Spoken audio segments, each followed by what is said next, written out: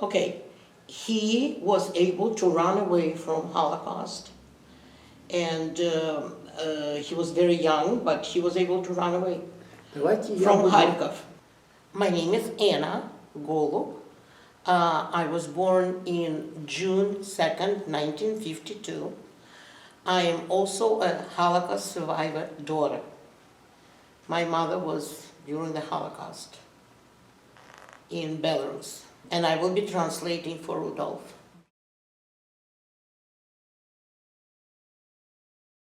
Rudolf Alexandrovich Fuks. I born 27 November 1935.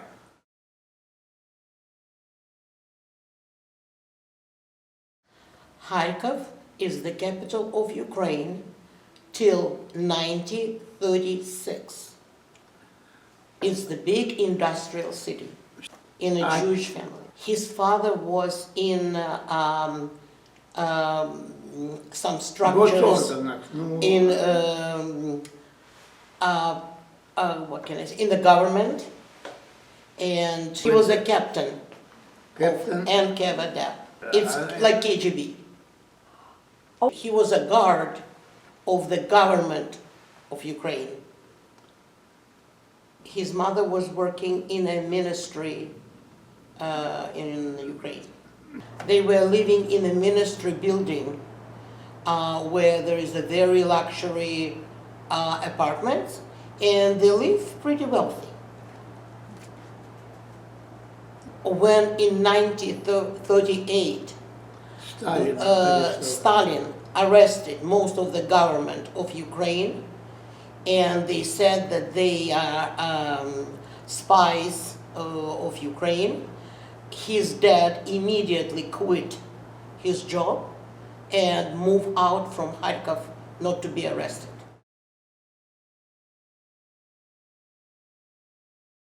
It's a very small town near Kharkov, Priluki, and his mother was left with 2 children. And then her parents, mother's parents, came from Zaporizhzhia region to help her with the children. His grandfather was a rabbi in the biggest synagogue in Kharkov.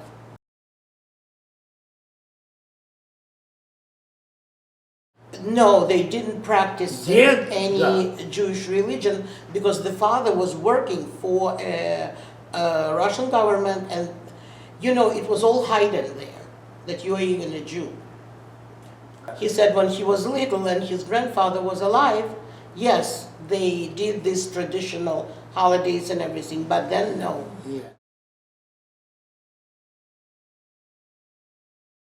The government area, so they shouldn't, nobody should know that they're even Jewish. Before the war, it wasn't so much repression on Jews, so they knew that his grandfather was Jewish and rabbi, but it wasn't so bad. It wasn't such a repression on Judaism or. Все началось в войну и после войны. В том же доме, в той же квартире.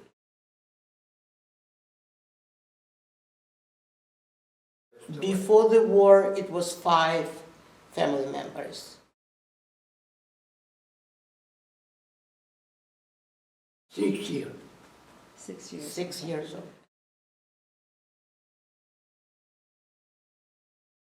His father in 1944 died from the wounds in the hospital.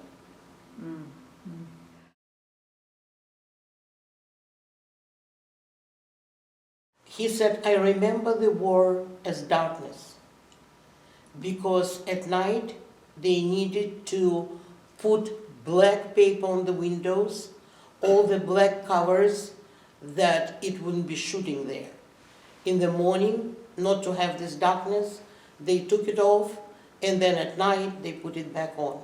His sister, his mother, whoever was in their room. Well, they didn't care that it was Jews or no Jews. It was a government quarter. It was a government building. So everybody in this building was already need to be killed. It was Russians. We are all Russians. That's it. It wasn't any food. His grandma was going to the flea market, selling some stuff from the house, and they were buying some food, and that's how they survived. That was going on before Kiev survived. And then a couple of Soviet armies was surrounded, and they took them. They captured them, and then they start bombing Kharkov, where he was. Every night it was bombs and bombs and bombs, and they were going to this underground, how do you call it? But when the Germans took over the Ukraine, outside of the quarter, didn't the Jews have to wear the yellow star? Didn't they take the Jews to concentration camps? They gave these stars when you are at the Germans' camp or somewhere in the Germans' land. In Russia, no, they didn't. Nobody knew that you were a Jew, actually. That when Germans took Kharkov, at that time they found all the Jews, and 16,000 Jews were killed. They would be there too, but they left. September 41, the end of September 41, they left Kharkov, and he's going to tell how. His mother's brother was the main doctor in a hospital, train hospital. It was train hospital. And knowing that his parents are there in Kharkov too, and then the train came to Kharkov, this medical train. And being a boss in this, he was the main doctor, he knew what Germans did to the Jews. Nobody announced it, what happened. They did not know about it, but he did. And it was impossible to leave, but he was able to get tickets to this train. But they have tickets, but they cannot get into this train because it was crowds of people blocking the doors, hanging on this train, and everywhere. They cannot get in the train. And then this guy took a couple of wounded soldiers, get them out. They took them, the grandparents, mother and sister, and put them through the windows into the train. Wow. And that's how they left. And they went to Siberia, where this train were going. They didn't have a choice. And they were on this train, and after 2 or 3 hours when the train was moving, the train stopped in the field somewhere because Germans bombed the railroad and it wasn't anywhere to go. They stopped.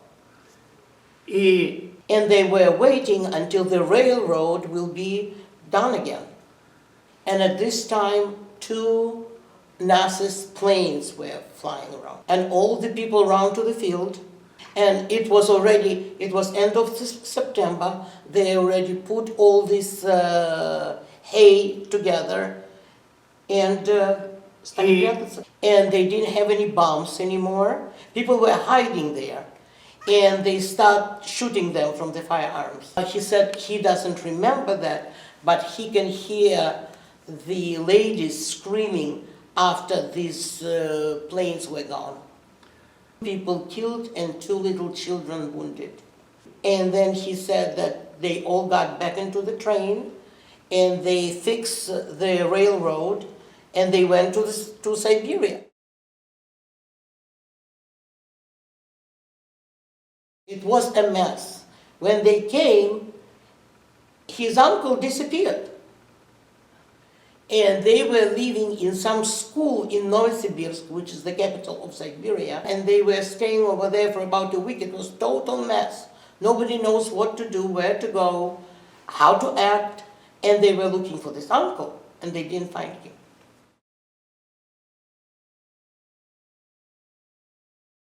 So the train went to another place, whose bus So his uncle went with a train to Kuzbas. When they found out where the uncle was, in Kuzbas, they took over and they went to Kuzbas. And his mother went to the hospital to work as a nurse in Kuzbas. And in 1942, he went to his first grade. After they came to Kuzbas, the train was stopped and they were giving them apartments, and it was a hospital, and he was working as a CEO of this hospital actually, and mother was working as a nurse, and he went to school, and they were giving them some land, and they were growing their own cabbage and potato and carrots and some stuff.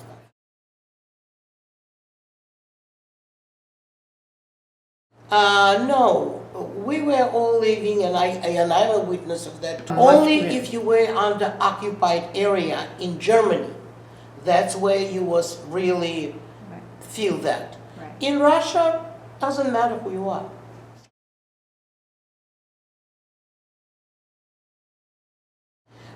They put all this hospital in a train and took it to Lvov. Ukraine. Yeah.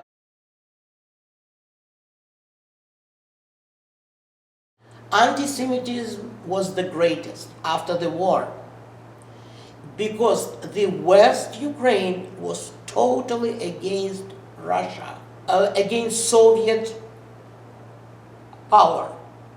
They were completely against, and it was very strong anti-Semitism. But wait a minute, what did anti-Semitism have to do with Russia? Anti-Semitism, the Ukrainians were anti-Semitic, right? No, well, West Ukraine, you know, Russia is Russians, and they hate them. They hate who? Russians. Hate Russians? Russians, yeah. But we were all together before. But now they hate Russians, and it was a great... Jews was kind of guilty for everything. The scapegoats. Yeah. Yeah, it wasn't that they had anything, so they blamed the Jews for the Nazis coming in and taking over? Because Stalin didn't like Jews. And they were saying that, yeah, in Russia, in power, only Jews, Russians, and that's why we live so bad. So we need to kill Jews, Russians, Stalin, communists, and so on.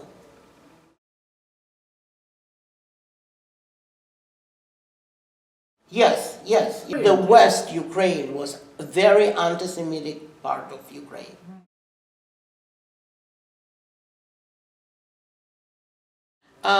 He said that they were living next to this hospital then. And it was a security guard near the building where they were living, because you know who's Bandera? That was the leader of Ukrainian organization who hated Jews. And they were killing Jews during the nights, but they have a security guard because it was the building where they live belonged to this hospital. So both before the war and during the war, they were protected because of their connections. Exactly.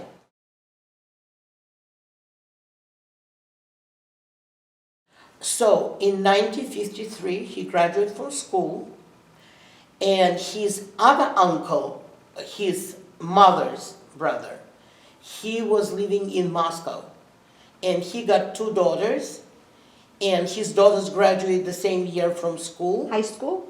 Yes, high school. And they were admitting to college, and he called them that he will come and go with them to college, and he did.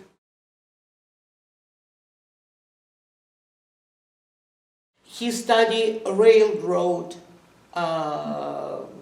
college. He was an engineer, he built bridges.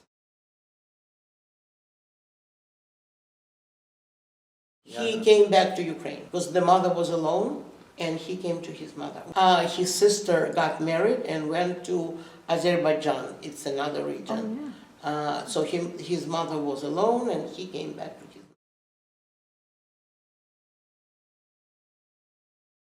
his friend introduced him to, and they are 56 years together.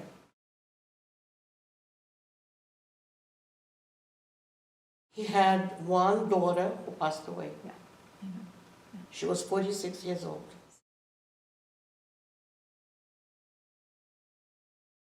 She got married. It was a Jewish guy, but he was living in the United States already. So she came, they got married, and then she invited her parents.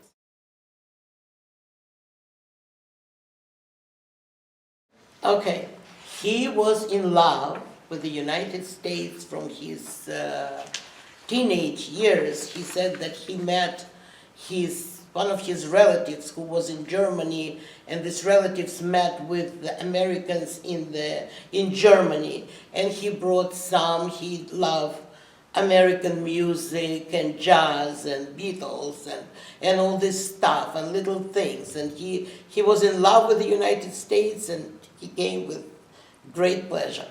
He said, at this time, Soviet Union started falling apart.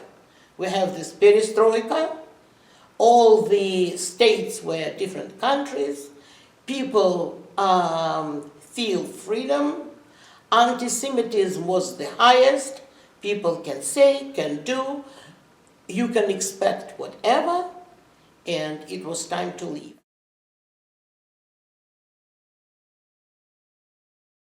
The daughter came in 1993, and they came in 1996, January 1996. And how old were you and your wife when you came to the U.S.?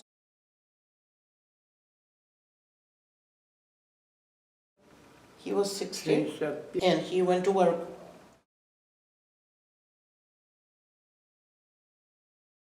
Все из леса. Как же эта фирма называлась? Делала двери, окна. Oh, when they were doing doors and windows, so that kind of factory. And his wife was a housekeeper in the... So they couldn't practice in their professions in the U.S.? No. No, not possible. Compared to Ukraine, it was perfect. He built a house in 1999, 3-bedroom, nice house.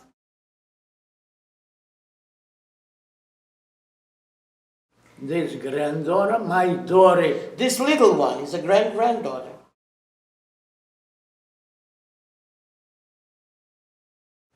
He said that he missed his friends, but there is not many left. But otherwise, nothing else is giving him good memory. Yes, he said that it's important, this generation, to know what is anti-Semitism, how was it, and so on. He said that in Russia, for example, like what was anti-Semitism, the words. You cannot go to the university that you want to because you're Jewish. You cannot go to the job that you want to have, a high position job, no matter how good you are. They're not going to hire you because you're Jewish. To the army, because they thought that all the Jews are betrayers. He said there is different categories of universities. For example, he cannot go to Institute of Foreign Affairs. Да, математику не брали. Mathematics, physics. Really? Yeah, you can be an engineer. That is a simple engineer. It's about every Jewish person is an engineer. Yeah.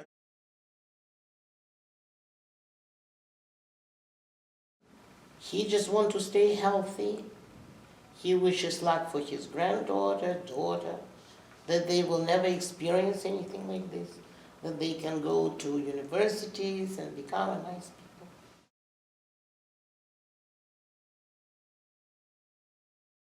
Neyla Matveevna. Familia? Fuks.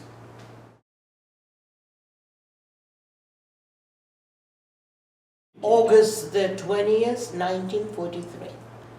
City, Samara. And where is Samara? In Russia. In Russia. Okay.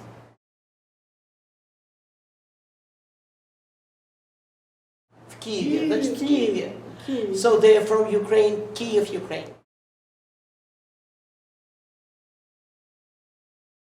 Her father was working in the military plant, and when the war started, the whole plant and him were moved to Samara, Oh, they were moved. evacuated. 1946. For me, for my family, very hard. No, because Ukrainian people, they not love this time Jewish people. They everything. I remember, like I was very small, a neighbor, young man, coming for balcony and cry and tell, Jewish, wake up! They call us not Jewish, they call us Žid. Жид. This is a bad name for Jewish.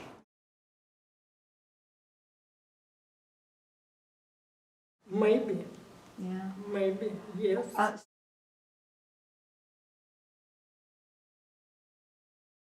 You know, it's school, it was good, only teacher, sometimes it's, no, I feel she not love me because I Jewish.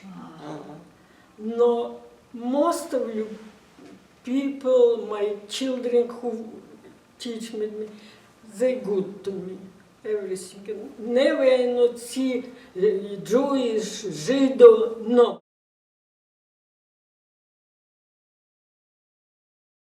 When I finish school, Yeah. first I do it, go work. My neighbor, when we live, one woman, she was love me. And I have 70 years, she take me for his work when she work. I not think about university, nothing, because I very need some She needed money. to make some money. First, I not remember what I do it. No, when I work, I go teach in Moscow. My job put me in Moscow for teach. No, I not teach in university. It's как это называлось, когда меня послали? It was a technical college.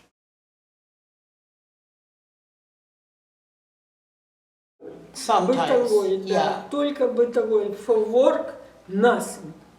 Everything. Only in your regular People life. who work with me, like my friend. Everybody was with their own family after work, but during the day they were. Only friend my, she friend for now. Yeah, well, she said that here, every time she's outside, people saying to her, hello, how are you doing, smiling, how's your day? And she said, in Moscow, no matter if I will talk to somebody, they will never, ever ask me how I'm doing, hello, or something. Everybody in their own life, and Ukrainian too. Yeah. Yes. My brother died 2008 in Ukraine. He was very smart boy, was for mathematics.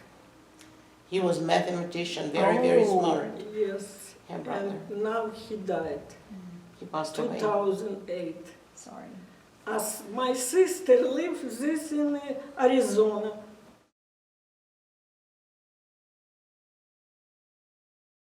I don't know. You don't know? No, no.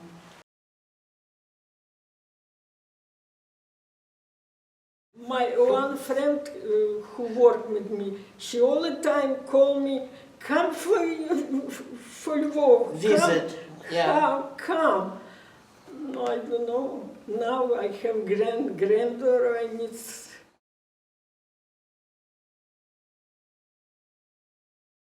She said, I will be 80 years old this year. I said, you're a young lady. I said, I'm 70.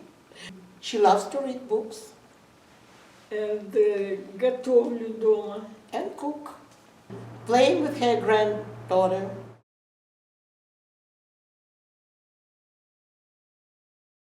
No. She said, if I work for nice people, it's nice. But they love me because I'm a hard worker.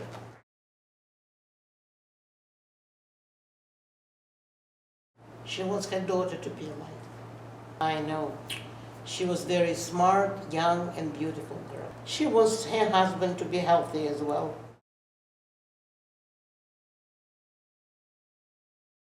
That everybody would remember, especially right now when this horrible, they have a Russian TV and they're watching every single day.